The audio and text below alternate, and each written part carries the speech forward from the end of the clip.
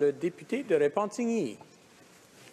Président, écoutez, je vais être dans un tout autre registre et je vais vous parler plutôt de démocratie et de fair play à deux vitesses. Nous sommes aujourd'hui à discuter du règlement de la procédure de la Chambre des communes. Mais à qui appartient la Chambre? Là-dessus, je réponds au peuple.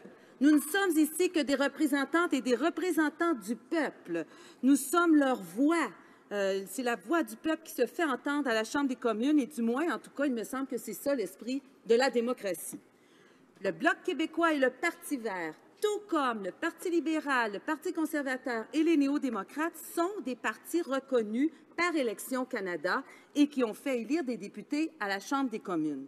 Pourtant, actuellement, seuls des partis ayant 12 élus ou plus ont le statut de parti reconnu.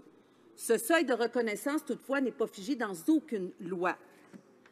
Dans la loi sur le Parlement du Canada, la seule mention spécifique du seuil de 12 élus, c'est pour établir la rémunération supplémentaire des officiers d'un parti reconnu, et ce n'est pas ce que nous revendiquons. Le seuil de 12 élus, c'est une tradition. Est-ce que cette tradition sert l'intérêt de la démocratie, l'intérêt du peuple, ou sert-elle d'obscurs intérêts partisans au détriment des intérêts de la démocratie? Qui gagne quoi à évacuer d'une partie de l'espace parlementaire des députés élus par la population? Les conséquences sont nombreuses et les voici. Les députés d'un parti non reconnu ne peuvent siéger sur les comités permanents de la Chambre, n'ont aucune assurance de pouvoir poser des questions lors de la période des questions, n'ont aucune assurance d'intervenir lors des études de projets de loi en Chambre. Tout ceci, à notre avis, handicape sérieusement la capacité des élus du Bloc québécois de jouer pleinement leur rôle de députés d'opposition. Mais les perdants, les véritables perdants, ce sont près d'1 million de Québécoises et de Québécois qui se font imposer par les partis reconnus dans cette Chambre une pénalité à l'urne. Pour ce qui est des budgets attribués en soutien au travail parlementaire des partis, soit pour le chef, les whips, les leaders, la recherche, le soutien, l'informatique, nommez-les, ils sont déterminés par le Bureau de régie interne après l'élection générale. À notre avis, rien n'empêcherait le Bureau de consentir des montants supplémentaires pour des partis jugés actuellement non reconnus, ce qui leur permettrait de se doter d'un service de recherche leur permettant de mieux remplir leur rôle et de la même façon que les autres députés de la Chambre des communes et assurer ainsi de façon efficace leur devoir de représentation des citoyens. Ce n'est qu'une question de volonté politique, Monsieur le Président, et malheureusement, cette volonté politique fait défaut pour des motifs partisans au détriment des électeurs que nous représentons. Pourtant, au Québec, allons voir du côté du Québec, le bureau de l'Assemblée nationale consent à tous les partis politiques qui ont fait élire des députés des budgets à des fins de recherche et de soutien. En vertu de l'article 108 de la Loi sur l'Assemblée nationale, tous les partis politiques représentés à l'Assemblée nationale à la suite d'une dernière élection générale, et puis si c'était des députés indépendants, ce serait la même chose, reçoivent une somme allouée à des fins de recherche et de soutien. Cette somme sert bien sûr à rémunérer le personnel spécialisé engagé par les partis et payer les dépenses reliées au fonctionnement d'un service de recherche. Revenons à la Chambre des communes maintenant. Actuellement, le NPD, qui compte 44 députés élus, dispose d'un budget supplémentaire moyen de plus de 90 000 $ par député pour le chef, la recherche, le whip, le leader, le caucus, la traduction, l'informatique, puis le café même pendant le caucus. Le règlement de la Chambre tourne le dos à plus de 8 % de l'électorat canadien de la dernière élection.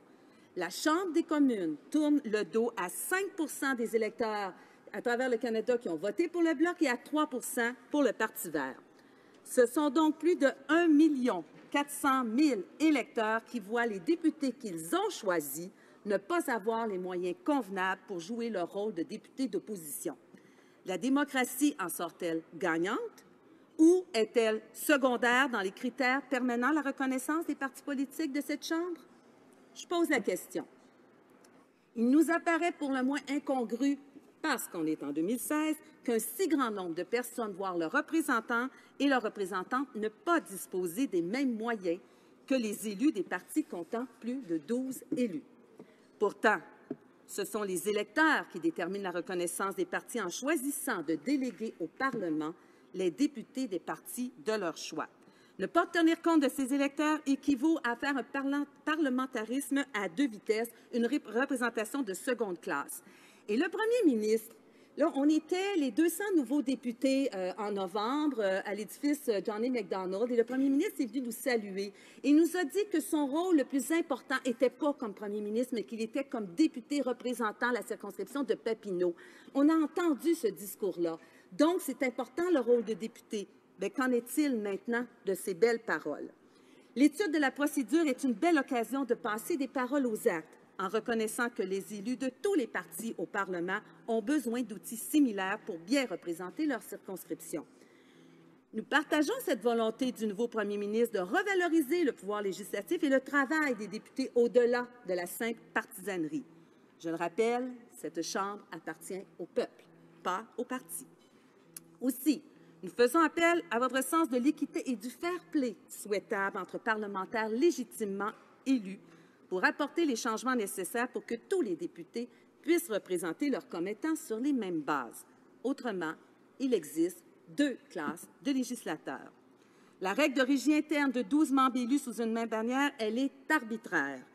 Et nous, le Bloc, nous apportons des propositions constructives. Voilà. Alors, si le Bureau de régie interne a consenti à une reconnaissance pour 12, il serait tout à fait logique de consentir au 10/12e des moyens pour un groupe parlementaire élu sous une même bannière, s'il nous semble un accommodement raisonnable. Ainsi, la Chambre doit permettre à tout député élu d'avoir droit à des moyens proportionnels. Il nous apparaît légitime et essentiel que les élus du Bloc puissent se doter des moyens nécessaires pour mener à terme le mandat que les électeurs leur ont confié.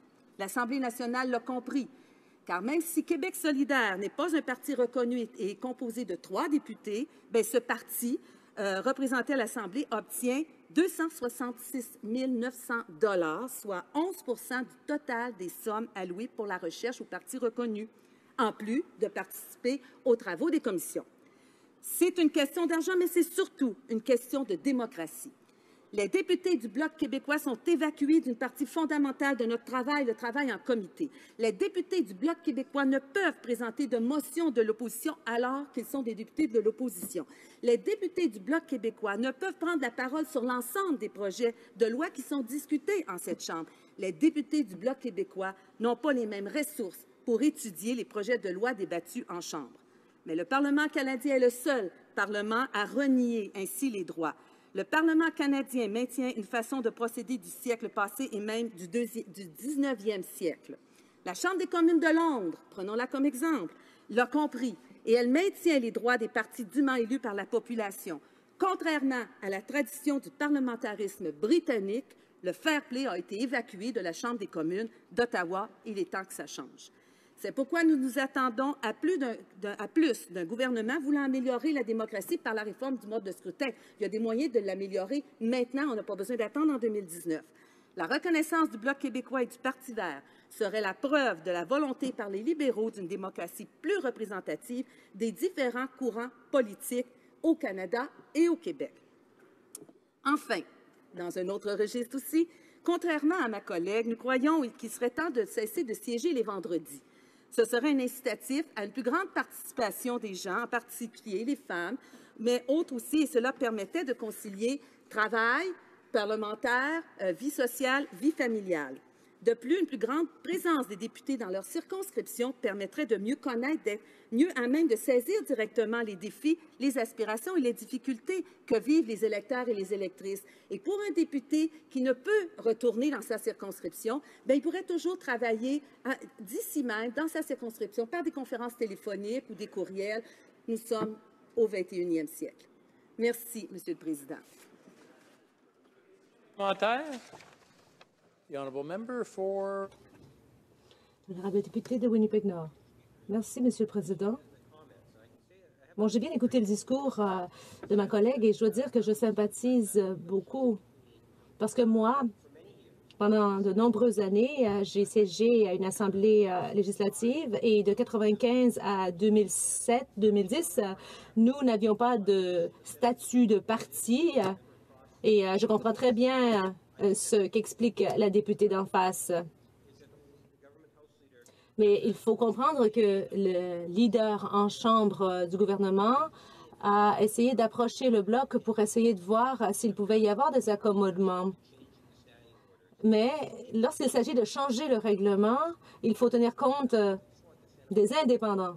Et je tiens à reconnaître ce fait. Alors, je remercie la députée de son discours et je l'invite à poursuivre si elle le désire.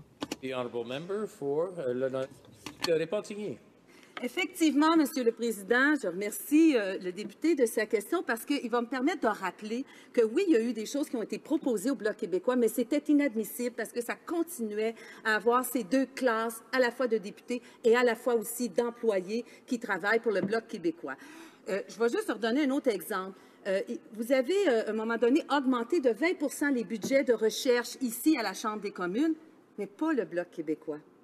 Alors encore là, on est en déficit. Ça a été plus de 3 millions qui ont été donnés à l'ensemble des députés de cette Chambre, sauf le Bloc québécois et le Parti vert.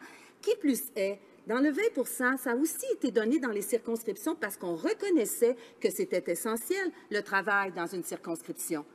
Nous avons eu ces budgets-là, mais en même temps, nous devons utiliser des sommes de nos budgets de circonscription pour pouvoir nous payer un minimum de personnes qui vont nous aider. Alors, on reconnaît le travail, mais en même temps, on continue d'empêcher que 11 députés, 10 du Bloc et plus de Parti vert ne soient pas capables de faire le même travail.